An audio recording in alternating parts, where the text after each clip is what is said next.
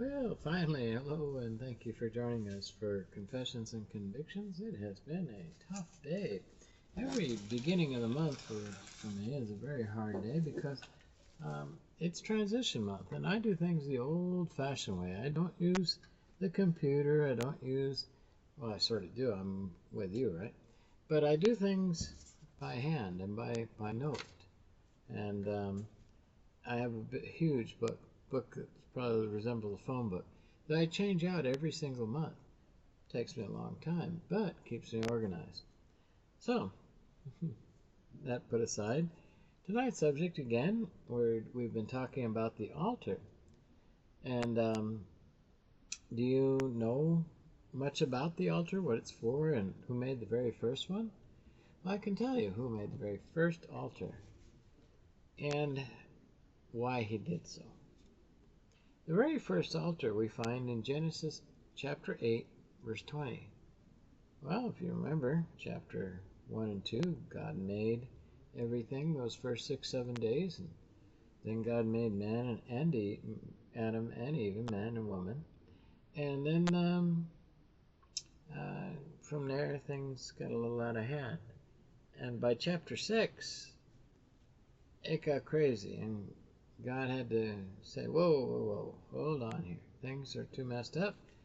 And nobody was seeking after God. Everybody was doing their own thing.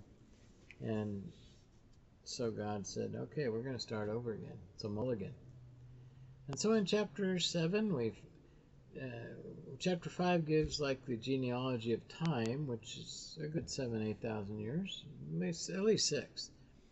And then we get to seeing the days of the flood, how long the flood happened.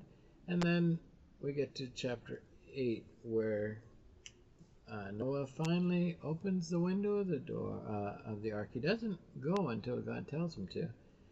And in fact, he had to wait. It stopped raining the 40 days and 40 nights, and he had to wait about 150 days. And he sent out a raven, and I guess the raven never came back. But then he sent out a dove, and the dove did come back, and he had to wait 7 more days. And after 14 days, he found that the dove came back and brought him a leaf of an olive, and he still waited, and even another, 58 days before the Lord says, okay, you and your family can now get out and be fruitful, multiply, and subdue, to bring the earth to what it is today. So we all came from Adam, but really we also all came from Noah. And think about that. There wasn't a person alive after the flood. So after those 8,000 years, and to the 2,000 we have today, what was it, 20 billion people? I would think it's something like that. 8 billion today, but 20 billion people have lived and died. It's amazing. So Noah built that ark. Why did Captain Noah build that ark? He was thankful to be one of the few still alive, because Noah followed God, and he did everything God commanded. And so, as a thanks, he had a burnt offering, whether that be an animal or incense. God smelled it, and he says, oh, wow. So he tugged on God's heart, much like David did. And God says, never again am I going to destroy the earth with a flood, with water. I'm not going to curse the ground anymore. That doesn't mean he's not going to destroy the earth because of the wicked and evilness we do. Maybe far worse than water. Water seems like a general, almost like a baptism to kind of get to know God. Kind of like when you're in your mother's womb. But, and then who did some altars afterward? Well, Abraham made 4 different kind of altars. But if you notice about Abraham, he never lived in a house. Even though he was one of the richest men of his time, he always looked for a city built by God. And think about that. He had the great wealth, but he never built himself a place of comfort. He was always ready to move when the Lord called him. So what is the altar about? The altar in Hebrew is called Mizbah. which is pronounced Ibzim, and that's a place of sacrifice. And in Greek, it's like thesaurian. It not only means sacrifice, it's a place of slaughter. Ooh, that's pretty strong. Jerusalem has two altars. One's the incense altar, golden wood, cedar and wood, gold and cedar wood. I'll learn to speak yet. And that's where the Holy of Holies was. And then there was the what they call the Holocaust. Interesting. Before the Holocaust, they had made a incense for the Holocaust of courtyard. In the courtyard, it was bronze.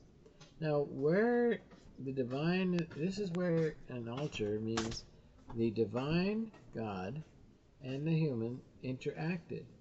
And so they exchanged things, and they communicated, and they listened to influence. And before the temple was rebuilt, think about it, the very first thing the Levites did was build an altar. Now, again, what does that altar mean to you and me today? I'll tell you what it means. It means to take up your cross and live as a living sacrifice to the Lord. See, we have to give up. Give up, get that? Understand give up? Well, you should understand give up. It means you're exhausted, that you give up what you once cherished. And many of us cherish many things. Probably not too good for us either. But then we exchange the things we cherished to cherish the great gift in the person of Jesus.